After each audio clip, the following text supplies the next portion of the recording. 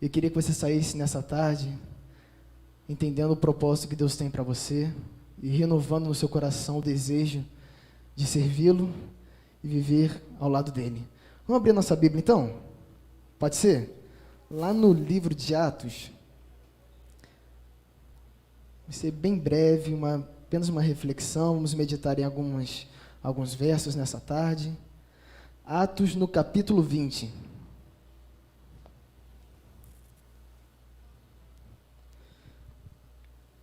Atos capítulo 20, vamos ler a partir do verso 7.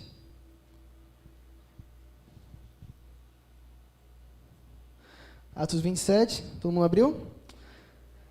Diz assim, ó: no primeiro dia da semana, estando nós reunidos com o fim de partir o pão, Paulo, que devia seguir viagem no dia imediato, exortava-os e prolongou o discurso até a meia-noite. Havia muitas lâmpadas no cenáculo onde estávamos reunidos. Um jovem chamado Eutico, que estava sentado numa janela, adormecendo profundamente durante o prolongado discurso de Paulo, vencido pelo sono, caiu do terceiro andar abaixo e foi levantado morto. Descendo, porém, Paulo inclinou-se sobre ele e, abraçando-o, disse: não vos perturbeis, que a vida nele está. Subindo de novo, partiu o pão e comeu, e ainda lhes falou largamente até ao romper da alva. E assim partiu. Então conduziram vivo o rapaz e sentiram-se grandemente confortados. Pessoal, olha que passagem, que texto peculiar na Bíblia. Ele é um dos únicos textos da Bíblia e também do Novo Testamento que apresenta os cristãos exercendo alguma atividade missionária no primeiro dia da semana.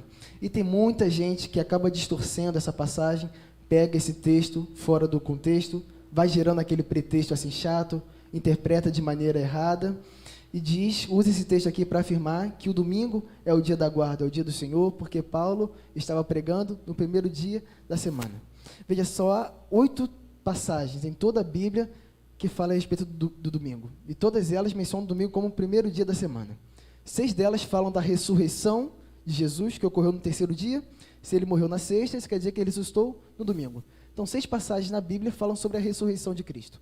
A 7ª fala sobre uma atividade que os judeus fizeram solidária, vamos botar assim, um ministério da ADRA, sabe? Que foi num dia de domingo também. E a última fala sobre Paulo, que foi pregar no primeiro dia da semana. Ele ia viajar no dia seguinte, lá para a Grécia, Tessalônica, e aproveitou que estava em Troade, numa região assim pequena, mais simples, e pregou ali para o pessoal. Mas, amigos, em comparação, no livro de Atos, as passagens, os textos que dizem dos discípulos, dos apóstolos pregando, indo nas sinagogas aos sábados, é imensa, até mesmo afirmando que o sábado é o dia do Senhor. Mas nessa discussão que eu quero entrar agora, eu queria chamar a sua atenção, como chamou a minha, é que Paulo estava pregando até meia-noite. Você leu aí, no verso 7? Diz que Paulo estava fazendo o apelo dele lá e pregando até meia-noite. E diz que eles estavam num cenáculo. Sabe o que era um cenáculo? Não era essa igreja tão acolhedora e fresquinha como a gente está aqui, não. Cenáculo era um muquifo, amigo. Os judeus no primeiro século, cristão, tinham cerca de 1,5 m, 1,30 m e quase 1,40 m. Tinham até 1,5 m. As casas eram minúsculas, apertadas. Imagina a quantidade de gente escutando o maior evangelista de todos os tempos, depois de Jesus, que era o apóstolo Paulo. Aquele negócio lotou, amigo. E estava todo mundo ali, e eles acenderam as lâmpadas, que nos tempos de Jesus eram candeias. Sabe o que eram umas candeias? Ou as lâmpadas? Eram os recipientes de barro, que tinham um pavio, que queimava ali azeite e oliva, querosene. Agora imagine você no muquifo, que era o cenáculo, uma casa muito pequena, com mais de 200 crentes ali, mais de 200 jovens, e põe várias lâmpadas, porque Paulo pregou até meia-noite. Imagine o calor que estava ali, amigo. Quero te convidar a entrar na cena comigo, para ficar bacana. Imagine o calor que estava ali. E aí então a Bíblia menciona um jovem chamado Eutico. Estava um calor miserável lá do rio. Eutico faz o seguinte: amigo, eu vou abrir a janela de boa aqui, para entrar aquela brisa suave, né, legal. Eutico, ele abre a janela. E Eutico senta na beirada da janela, para poder pegar um vento um pouco, escutando Paulo pregar. Só que a Bíblia diz que Eutico pegou no sono tão profundo, foi vencido pelo sono aquele jovem, que ele caiu do terceiro andar da janela e morreu. Sabe aquela expressão? Ou você se identifica assim, que o cara está morto de sono? Já ouviu essa expressão? O camarada morreu literalmente de sono. O que vocês estão rindo, gente? Da tragédia do cara. Não, eu me divirto com essa passagem também. O cara morreu literalmente de sono. Eutico, ele estava dentro da igreja, mas ao mesmo tempo fora. Sabe por quê? Porque ele resolveu abrir a janela. E as janelas são muito legais para a gente. Muito legais. Posso dar um exemplo de uma? A nossa Bíblia que a gente tem no celular. Eu acho sensacional e uso muito, muito. E às vezes no sábado de manhã, eu vejo na minha igreja jovens na galeria, alguns não levam a Bíblia normal, no papel mesmo, sem problema nenhum, abre no celular, abre a Bíblia ali no aplicativo, tranquilão, mas daqui a pouco chega uma notificação do WhatsApp, porque você não vai desligar a internet, né? E se bobear, ainda pega o Wi-Fi da igreja, do amigo, do irmão, do sonoplasta que te passa a senha, você não conta para ninguém, e aí você chega uma notificação do WhatsApp, o que você faz? Você saiu do aplicativo da Bíblia e abre o WhatsApp. Daqui a pouco chega uma notificação do Instagram, daqui a pouco do Facebook. Aí, amigo, você já esqueceu de todo o foco, já perdeu o propósito, o foco ali do texto bíblico. Sabe o que é isso? Janelas vão sendo abertas. E eu dei apenas um exemplo. São vários que a gente pode citar. A gente pode passar a tarde aqui. Pode ficar até Paulo, até meia-noite, se quiser. Citando as janelas que a vida oferece para a gente. As janelas, elas são muito atrativas. Mas, geralmente, elas levam ao fim da vida. As janelas, elas são muito legais. Mas elas sempre vão levar ao fim da vida. E não sei se você percebeu, mas, geralmente, sempre que alguém está na janela, a pessoa acaba caindo para o lado de fora. Nunca vi ninguém estar na janela ou em cima do muro e cair para o lado de dentro. Geralmente, quem está na janela sempre cai no lado de fora. As janelas são atrativas, mas levam ao fim da vida. Eutico, ele estava dentro da casa do pai. Eutico era aquele crente girafa. Sabe quem é o crente girafa? O jovem. Girafa, sabe como é que é? Ele está com o corpo aqui dentro, mas a cabeça lá fora. Eutico, ele estava dentro da casa do pai, mas tão distante do pai, quanto quem realmente está lá fora. Você tem se identificado com Eutico? Quais são as janelas que você tem aberto? Que o mundo tem oferecido para você? E o verso continua, diz que todo mundo se assustou. E Paulo, ele desce correndo para ver Eutico. O que eu vejo hoje é uma geração de jovens que tem dado oportunidades. Amigo, o inimigo não brinca, não. A gente ainda brinca de ser cristão, mas o inimigo não brinca de ser inimigo. Já parou para pensar nisso? Sabe quando você nasceu? Aquele parto emocionante. Os anjos do Senhor estavam ali te guardando. O céu entrou em festa, porque você nasceu. Mas os anjos do inimigo também estavam ali. E o inimigo vai acompanhando a gente desde nossos primeiros passos.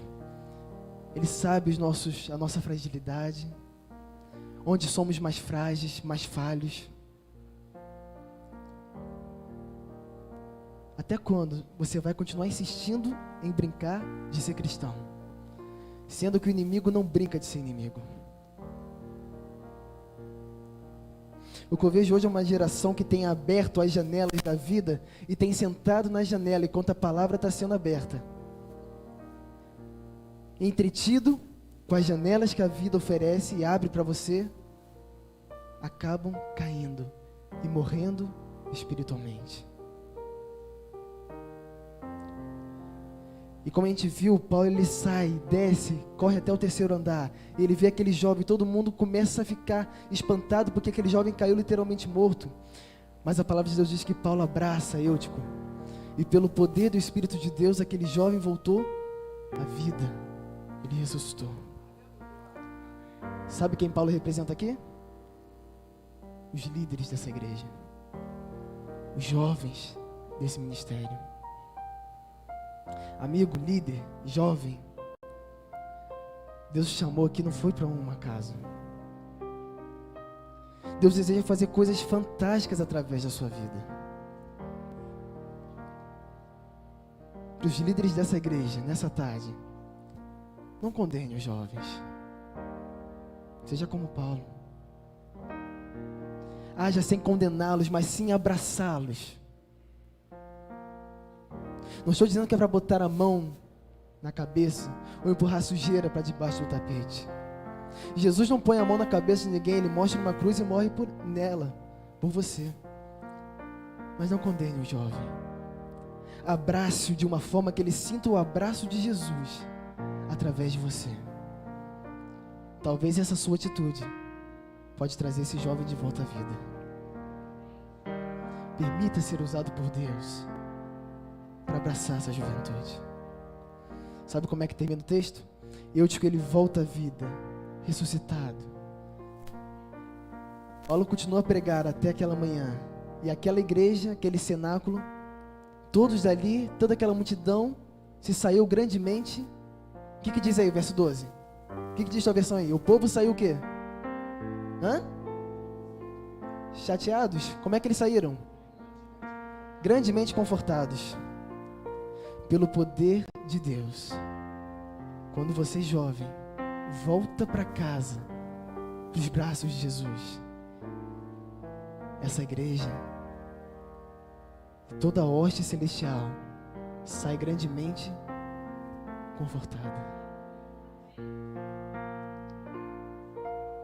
Jovem, permita ser usado por Deus, para que as pessoas sintam o abraço de Jesus através de você. Mas você que talvez esteja se identificando como Eutico, não sei quais são as janelas que você tem ficado por cima, mas saiba que Deus não vai desistir de você. Não há distância maior que a graça de Jesus ela não possa te alcançar. Não há pecado que o sangue redentor de Cristo não possa perdoar e purificar o teu coração.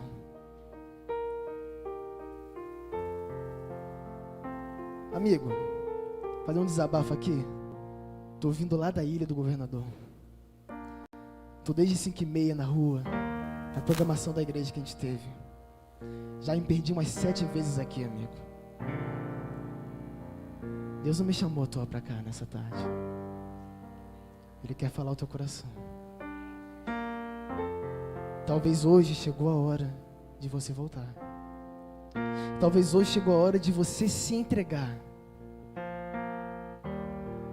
E volta. Volta porque há um Deus que está de braços abertos.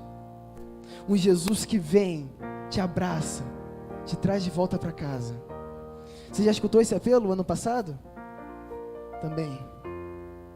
Continuo praticando os mesmos erros? Até mais. Mas sobre a direção dele eu vou caminhando. E ele vai transformando o meu coração. Não importa até onde você tenha ido. Só volta para casa.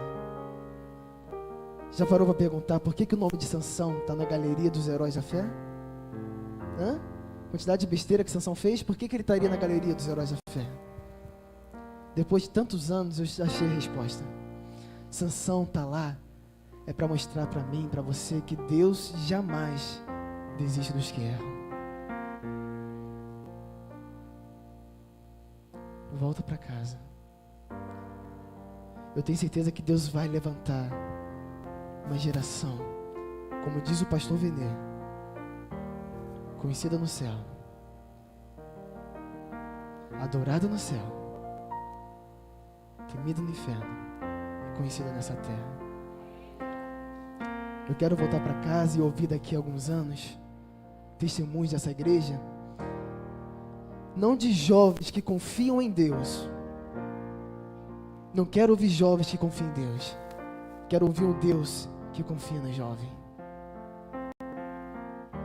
Eu quero ouvir relatos dessa igreja de Parque Luiza, de um ministério não que confia em Deus, mas de um Deus que se orgulha do testemunho desse ministério. E assim, vamos viver o propósito de Deus para nós. Não deixa para amanhã não, é agora. Chegou a